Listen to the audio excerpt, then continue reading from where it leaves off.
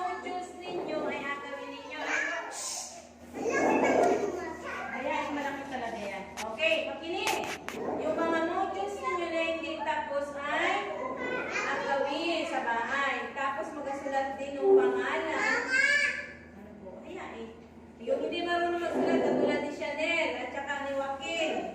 Hindi marunong magsulat ng pangalan ay magasulat at saka yung letter M. Ano po yung asulatin? Ano asulatin? M. At saka ano? Pangalan. Joaquin. Chanel.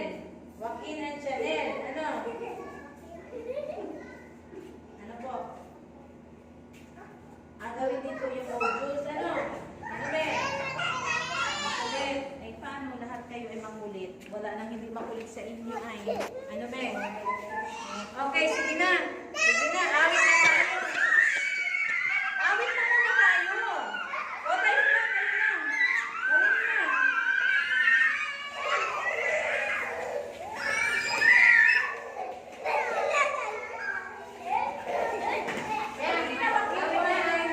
Vicky yan. Magsapatos na, magsapatos na. Ano yung bakit? Vicky yan. Ha? Stickers. Ano yun?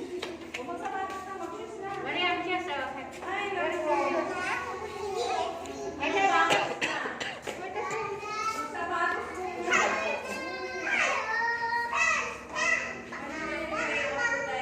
Mag-shoes na muna. Hindi, ay, hindi ko rin naman shoes mo. Ang gawin mo din mo yung shoes mo ah. Po, mabait ka ba? Sabihin ko, wari wag sabihin ng star. Walang toy yan eh, walang toy. Ay, wag nang bigyan ng star po yan.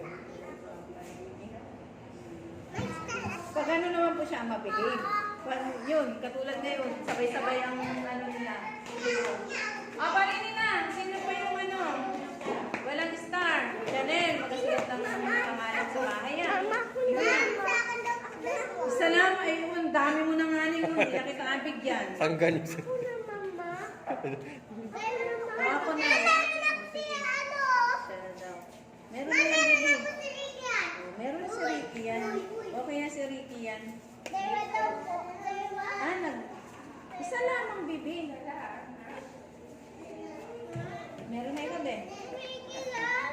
Ha? Ano yan, be? Ano, be? Okay na. Okay na. Agawin yung mga assignment ha. Letter M. Tsaka yung 9. Tsaka yung module. Isa nililipin. Nasaan ang mga sundo? Ay, hindi ka na, dapat na yung binabista.